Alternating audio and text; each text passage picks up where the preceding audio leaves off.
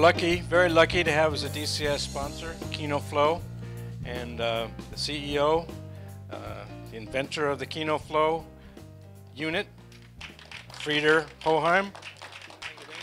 But you're not resting on your laurels after pioneering fluorescent lighting. You're off into whole new directions. Can you tell us about your new products? Absolutely. Well, first of all, thanks again for inviting us to this event. We're in a really huge transition in our industry. We're going from silver halides to now zeros and ones. And as part of that process, we had to, in order to get the color right, we wanted to understand what the cameras are doing. Every new camera is like a new film stock, yet the camera manufacturers won't really reveal what their spectral sensitivity curves are.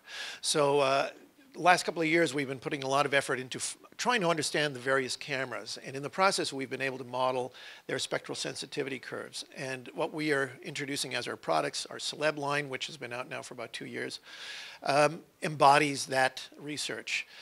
We see that one camera manufacturer to the next doesn't see the same light source the same. Case mentioned that earlier, where portions of the spectrum may be missing. And different manufacturers respond to that in their own way. So we're going to be introducing a new product coming out now in the next few weeks. It's called the Select. From its appearance, it looks like a Kino Flo. It's that classic fixture embodiment that you're all used to working with. It's got barn doors. It's lightweight. What we've done is we've taken the classic 4-bank design and we've brought it into the 21st century. So what have we done? We've created a light panel where you do not see the light pixels. It's a homogeneous, color-correct cosmetic source. It's as lightweight as a 4-bank. It's roughly the dimensions of a 4-bank. We've scaled it a little bit down so it's easier to transport in vehicles. It's one thing if you're on a big feature production, you have trucks and large, a way to transport larger equipment. We thought, let's try to match the light output and the color quality and the softness of the 4-foot 4-bank. And so what we have here is a Select 30. Now, it operates on a whole new electronic system. I'm sorry, I have to stand back here so the camera can see what we're doing. On the back side, we now have the electronics. This is the whole brains of the fixture. It can be a remote ballast, or it can live right on the fixture as it's displayed. Now, it's obviously on the fixture, but it can be very easily removed just with a Velcro strap. And then there's a 25-foot head cable that goes with it so you can run this remote. What was important for us in this design was to come up with a fundamental topology on which we're going to be building sort of the future of our products.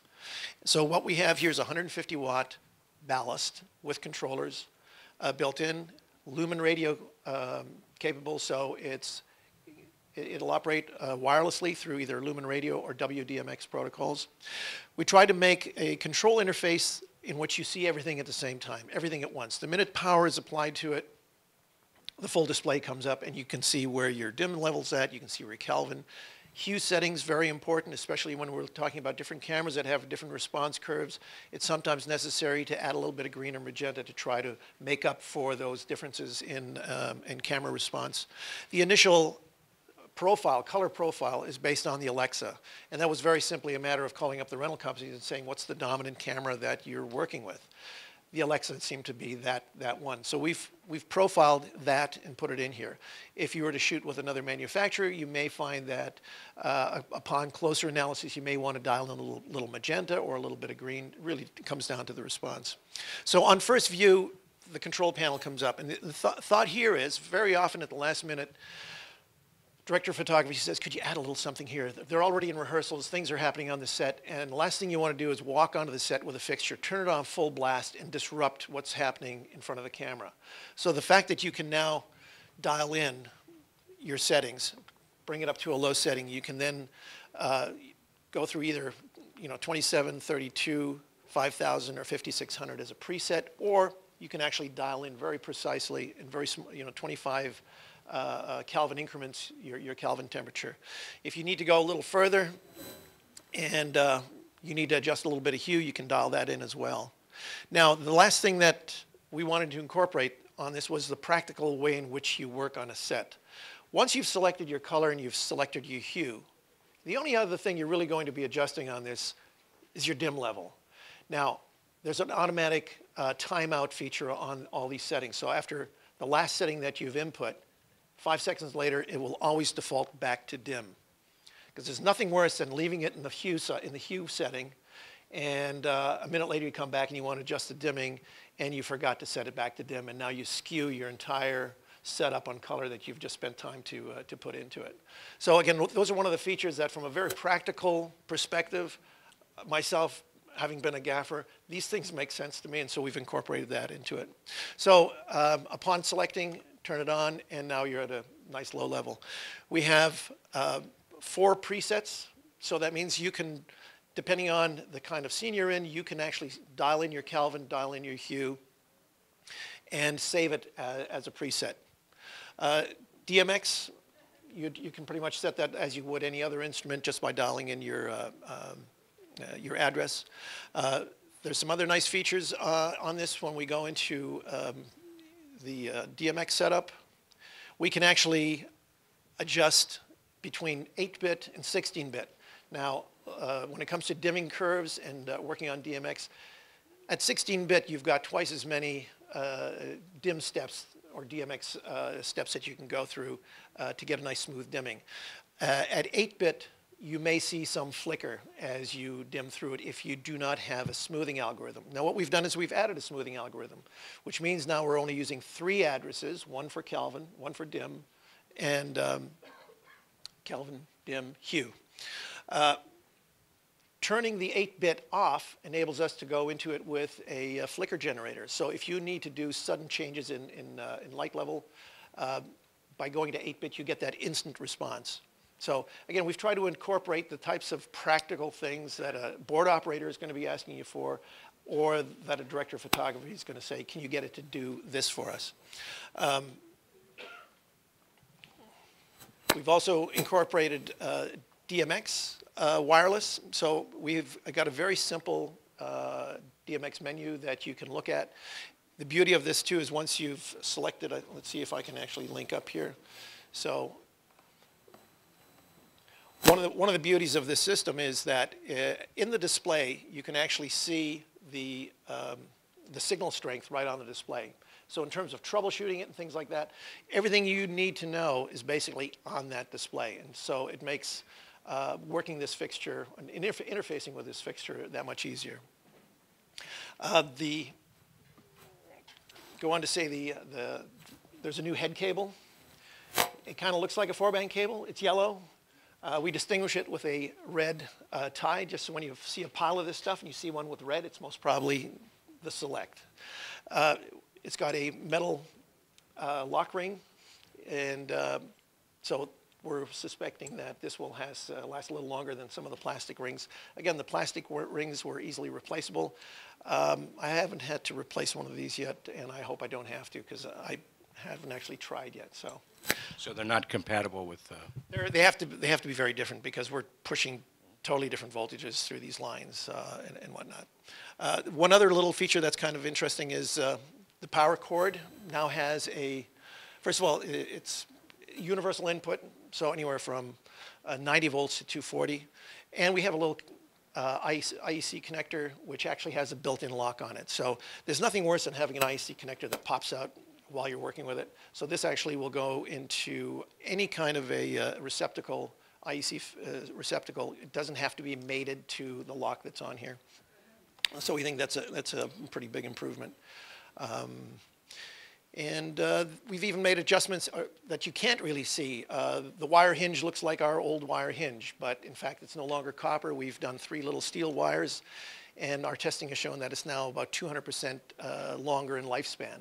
We've also modified the standard Kino mount, so where in the past it would have been difficult to do a straight down, you can now do that.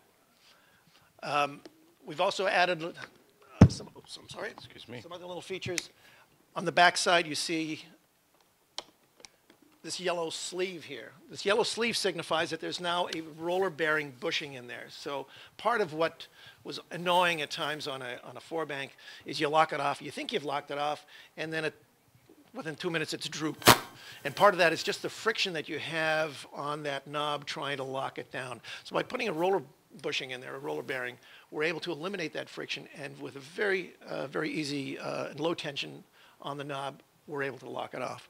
So again, it's a lot of these little nuances that have gone into this, and we think this is sort of going to be the next generation of light that we make. One other big difference.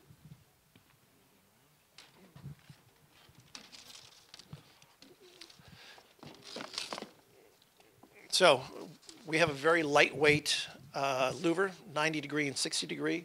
What's nice about this design now is that there's no side leak. So once you apply this, there is no side spill, which on a classic Kino Flo, there was always that spill on the side. So again, you know, moving forward and looking at what we want to do differently in this, yet still give you that same flexibility that you're familiar with and comfortable working with, I think that now embodies it. So that's in a nutshell. What sizes are you planning? Well, the nice thing of this topology that we've chosen, this is a 150 watt power supply or ballast. It's going to drive a range of heads. So in the back there we have the Select 20. It's the same ballast, different size head. We're looking at doing some configurations that are more like a 4-foot double, a 4-foot single. We'll be introducing a Diva, same shape, size as a Diva, same weight, with all those color features on it. And again, this is all flicker-free. All the things you expect of a Kino Flo, color correct, flicker-free. The cost will be a little more than we're used to paying for a Kino Flo, and that's just part and parcel of the advance in technology that we have. It's just, this stuff costs, you know. And Frieder needs a new Porsche. No, I bought that a long time ago. Now it's just maintenance costs. Can we take some questions? Is the mounting plate compatible? Yeah, the mounting plate is exactly what we've enhanced it. We've put this new curved arm on it, which gives you a little more range. But yeah, that is now standard. In fact, we're supplying our mounts to other manufacturers just because these mounts are so ubiquitous in the industry, and they do really solve a problem. And we're happy to cooperate with other manufacturers to, you know, to keep that in the industry. Anything else you wanted to cover? No, just thanks again for having us, and this will be available coming out in the next 3-4 weeks, and you can expect to see a whole range of products coming out from this.